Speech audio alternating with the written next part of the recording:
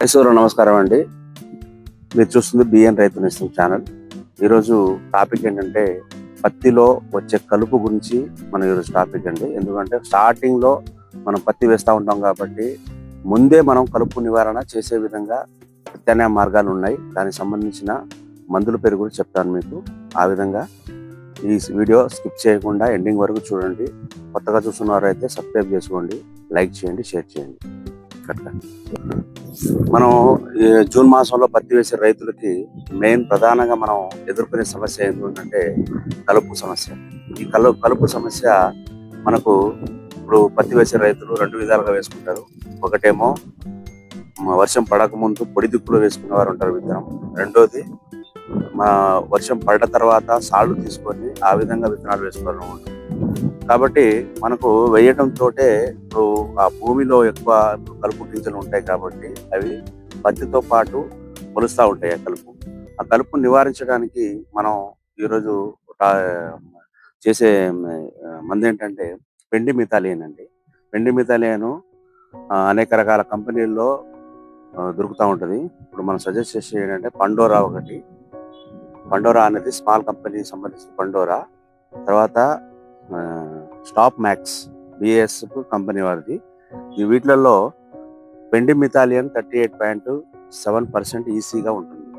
ఇది మనకు పత్తి వేసిన మొదటి రోజే, ఈ రోజు గింజలు పెట్టామంటే ఈ రోజే దాన్ని స్ప్రే చేయాలి, లేదంటే ఇసుకలో కలిపి చల్లుకోవాలి. ఇప్పుడు రెండు విధాలుగా మన తర్వాత మనం వర్షం పడ్డ తర్వాత గింజలు వేసి వెంటనే కూడా స్ప్రే చేసుకోవచ్చు. ఆ విధంగా స్ప్రే చేసుకోవడం వల్ల కలుపు అనేది 45 డేస్ వరకు, 45 రోజుల వరకు కలుపు అయితే పుట్టదు.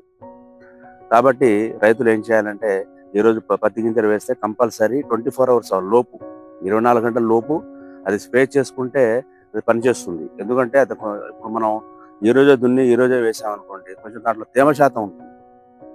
కాబట్టి అది కంపల్సరీ మొలకెత్తే ఆ యొక్క కలుపుని సమర్థవంతంగా 45 రోజుల వరకు మరి ఆపుతుంది ఇది.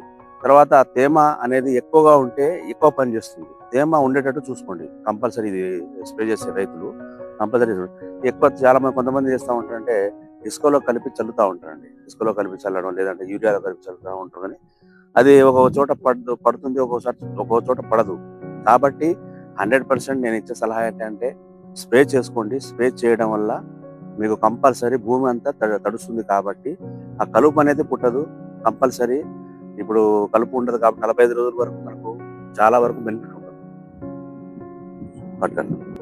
తర్వాత ఇంకోటి ఏంటంటే ఇప్పుడు ఈ రోజు వేసి ఒక 48 అవర్స్ దాటిన తర్వాత మనం కొట్టుకుంటే కంపల్సరీ పత్తి గింజల మీద పడే ఎఫెక్ట్ ఉండదు. అప్పుడే అది మొలకొత్తా ఉంటుంది కాబట్టి పత్తి గింజలు చనిపోయే అవకాశం ఉంటుంది. కాబట్టి కంపల్సరీ ఈ రోజు వేస్తే కంపల్సరీ 24 గంటల లోపు స్ప్రే చేసుకోండి, లేదంటే చల్లుకోండి.